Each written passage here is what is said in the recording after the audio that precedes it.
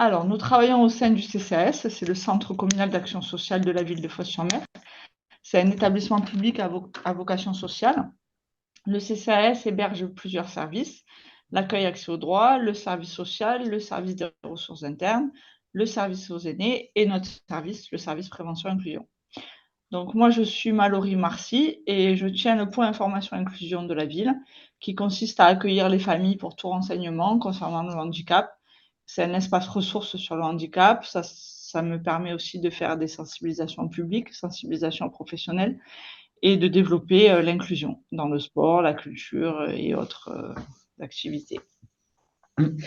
Et moi, je suis Isabelle Vigne. Je fais partie du même service, prévention et inclusion, mais je conçois et je mets en œuvre des actions de prévention sur la ville, organisées par justement le service prévention et inclusion.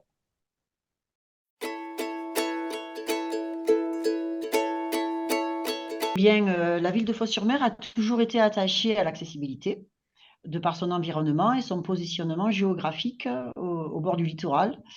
La question de l'accessibilité à la baignade s'est rapidement imposée depuis de nombreuses années d'ailleurs, parce qu'en fait, le tir à l'eau a été mis en place sur la ville en 2003.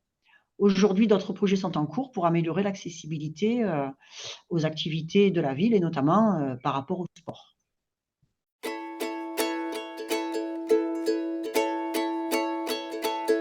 Alors, l'action tir à l'eau, c'est une action historique qui est pérennisée depuis 2003 et qui est reconnue par les usagers, les aidants et aussi les structures spécialisées. Le label tourisme et handicap que nous avons depuis de nombreuses années, donc aujourd'hui on a obtenu les 4 pictogrammes, a permis d'augmenter la visibilité du dispositif par tous. L'action tir à l'eau, elle est aujourd'hui pour la ville une action reconnue et une action estivale inclusive au même titre que les autres activités festives habituelles. Cette action rayonne au-delà de la commune et même au-delà du département. L'action tir à l'eau aujourd'hui, elle met à disposition 7 tirs à l'eau et 2 hippocampes, une structure d'accueil avec un vestiaire, un accueil physique et du personnel formé qui est mis à disposition pour l'aide à la baignade, si nécessaire, un espace terrasse pour permettre aux personnes de se restaurer sur place, une plage aménagée avec des transats aménagés pour profiter pleinement de la plage. Les points forts de cette action, c'est que l'équipe est à l'écoute des demandes de chacune des personnes et essaie d'apporter une réponse adaptée au plus près des besoins de chaque personne. Au cours de l'année que nous avons d'autres actions inclusives de plein air, mais elles sont plus ponctuelles. Notamment pendant la semaine phocéenne du handicap, nous organisons un tournoi de pétanque inclusif, une randonnée aussi inclusive avec la collaboration de clubs sportifs associés et d'associations diverses. De plus, nous avons un service d'accompagnement à la personne en situation de handicap, donc qui se nomme les AIH, Agents Insertion Handicap, qui intervient auprès des enfants porteurs de handicap dans les clubs sportifs de la ville.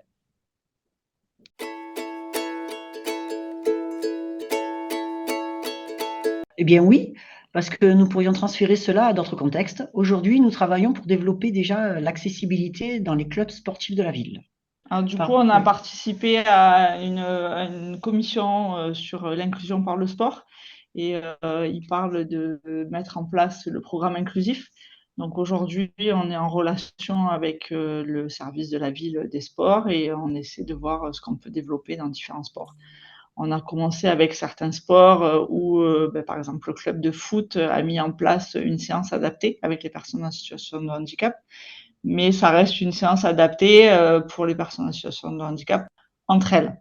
Donc, on va essayer de développer doucement, que ça soit inclusif par rapport à des groupes de sport, on va dire, avec des personnes neurotypiques et inclure certaines personnes en situation de handicap à l'intérieur. Mais c'est un projet en cours.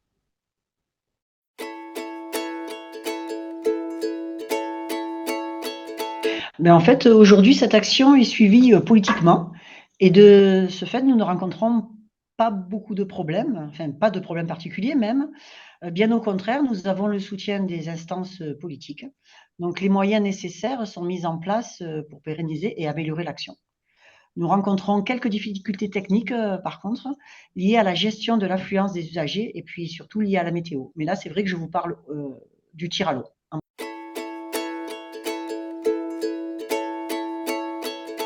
Alors, Alors nous, aujourd'hui, dans la ville, ce problème-là et cette question ne se pose pas, parce qu'en fait, le projet est porté par le CCS, qui est un établissement public, et ça permet d'assurer la gratuité du service pour les usagers.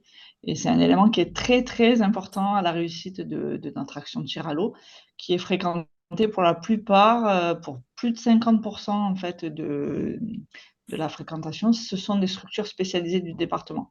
Et si cette gratuité n'était pas présente, on pense qu'ils accèderaient moins à ce dispositif.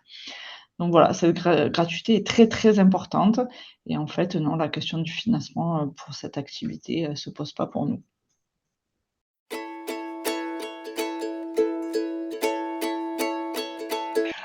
En fait, nous leur recommanderions de chercher des financements et de s'appuyer sur le réseau associatif local et de faire une analyse aussi des besoins, effectivement.